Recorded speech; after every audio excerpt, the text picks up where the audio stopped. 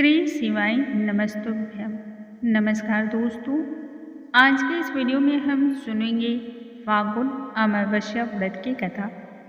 फागुन का माह हिंदू पंचांग के अनुसार वर्ष का सबसे अंतिम माह होता है। इसके बाद चैत्र माह की शुरुआत हो जाती है और चैत्र मास से ही नववर्ष का आरंभ हो जाता है। फागुन माह के कृष्ण पक्ष की अंतिम तिथि को ही फागुन अमावस्या हम सभी इसी नाम से जानते हैं। फागुन अमावस्या महाशिवरात्रि का त्यौहार आने के बाद आती है और यह हम सभी के धर्मों में सनातन धर्मों की सबसे अंतिम अमावस्या मानी जाती है। इस दिन व्रत की कथा के श्रवण मात्र से, व्रत की कथा को सुनने मात्र से ही, किसी अन्य को सुनाने या पठन मात्र से ही सुख, संपत्ति, सौभाग्य की प्राप्ति होती है। जीवन में चारों ही ओर सुख और वैभव का वास होता है। इस दिन पवित्र नदियों में स्नान करने का महात्म्य काफ़ी गुना ज़्यादा होता है। जरूरतमंदों को दान करना बहुत शुभ होता है। वैसे तो अमावस्या का दिन पितरों को समर्पित होता है, क्योंकि इस दिन किए गए दान, पुण्य या तर्पण इत्यादि से पितरों को मोक्ष की प्राप्ति होती है। लेकिन फागुन अमावस्या पर दान पुण्य करने से पितरों को तो आत्मा की शांति मिलती ही है, साथ ही साथ इस जन्म में भूलोक में संपूर्ण सुखों की भी प्राप्ति होती है। आइए आज के इस वीडियो में हम सुनेंगे फागुन अमावस्या व्रत की कथा, जिसे सुनने मात्र से ही जीवन की सभी कष्ट समाप्त हो जाते हैं और हमें अपने पूर्वजों का आशीर्वाद प्राप्त होता है। सबसे पहले महादेव जी का हम स्मरण कर लेते हैं और फिर कथा आरंभ करेंगे। श्री शिवाय नमस्तुभ्यम। ओम नमो भगवती रुद्राय। हर हर महादेव। एक दिन ब्राह्मण परिवार था, जिसमें पति, पत्नी और उस ब्राह्मण दंपति की एक पुत्री थी। उनका जीवन सामान्य भांति ही चल रहा था। इसी प्रकार से दिन बीतते गए और पुत्री भी चंद्रमा की भांति धीरे धीरे बड़ी होने लगी। आयु के बढ़ते के साथ साथ उसमें स्त्री के योग के जितने भी गुण हैं, उन सभी गुणों का विकास भी होने लगा। पुत्री अत्यंत ही सुंदर, सुशील और सर्वगुण संपन्न थी, लेकिन फिर भी उसका विवाह नहीं हो पा रहा था। कारण था तो सिर्फ एक ही, और वह गरीबी। एक दिन उस ब्राह्मण दंपति के घर में एक साधु महाराज पधारे। ब्राह्मण की पुत्री उस साधु महाराज की पूरे तन, मन, धन से मनोयोग के द्वारा साधु महाराज की उसने सेवा की। पुत्र की सेवा से साधु महाराज अत्यधिक प्रसन्न हुए और उन्होंने कन्या को लंबी उम्र का आशीर्वाद दिया, लेकिन यह भी बताया कि उसकी हथेली में विधवा का योग है। इस बात से ब्राह्मण दंपति अत्यधिक चिंतित हो गया और साधु से उसका उपाय पूछने लगा। तब साधु ने तनिक देर ठहरने के बाद विचार किया और इसके बाद अपने ध्यान और ज्ञान के आधार पर बताया। कुछ दूरी पर एक गांव में सोना नाम की धोबिन जाति की एक महिला अपने पुत्र और पुत्रवधू के साथ रहती है, जो कि बहुत ही संस्कारी तथा पतिपरायण निष्ठावान स्त्री है।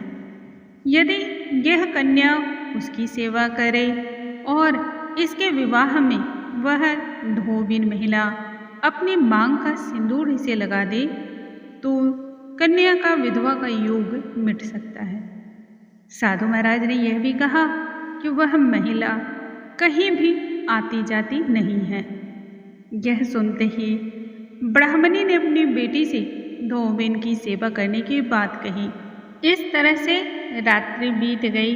प्रातः काल जब हुई, तब कन्या उठकर सोना धोबिन के घर चले गई और प्रतिदिन वह धोबिन के घर की साफ सफाई और घर के अन्य जितने भी कार्य होते थे, उन सभी कार्यों को सोना धोबिन के उठने से पूर्व ही करके अपने घर वापस हो जाती थी।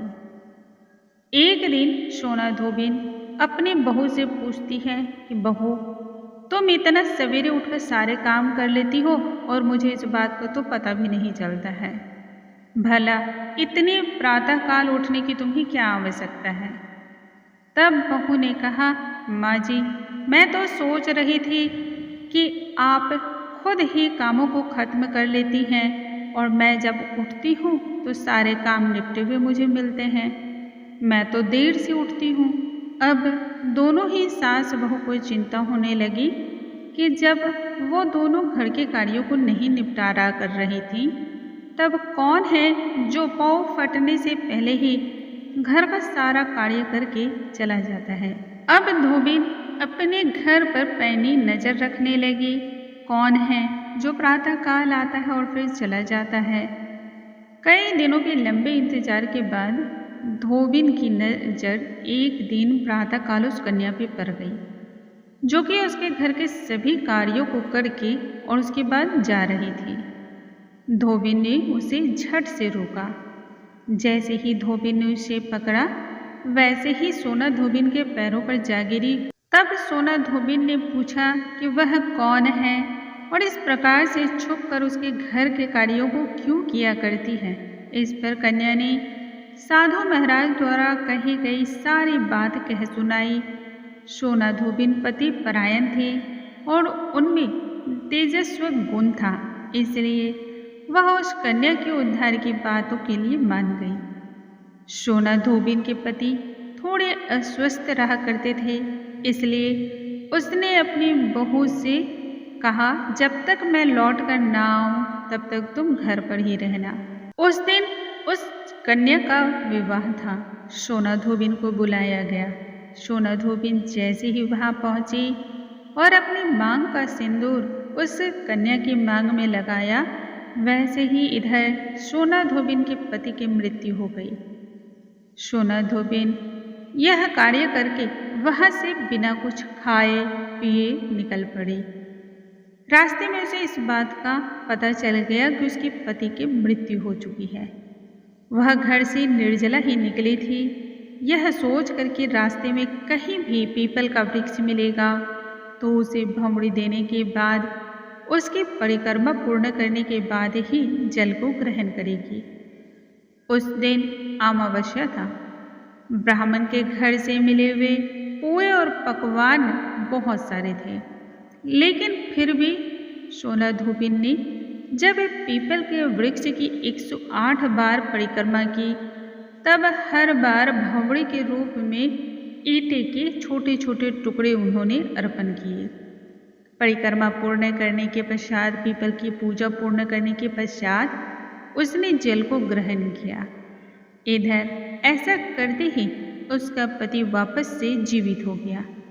इसलिए कहते हैं इस दिन व्रत करने से पुण्य फल की प्राप्ति होती है, जीवन का दान मिलता है, दुर्भाग्य समाप्त होते हैं और सौभाग्य की प्राप्ति होती है। जिस प्रकार से सोना धोबिन को हर विपत्तियों से लड़ने की ताकत मिली और सौभाग्य की प्राप्ति हुई, पति को जीवन दान प्राप्त हुआ और उस वैधव्यता से युक्त कन्या का विवाह पूर्ण तरीके से संपन्न हुआ, सौभाग्य की प्राप्ति हुई, अखंड सौभाग्य का आशीर्वाद मिला। उसी प्रकार से हम सभी माताओं, हम सभी महिलाओं पर भगवान शिव की कृपा सदैव बरसती रहे, महादेव की कृपा सदैव बरसती रहे। बोलो हर हर महादेव, जय श्री शंभू। दोस्तों, कल के वीडियो में हम फिर से नए अध्याय के साथ मिलेंगे।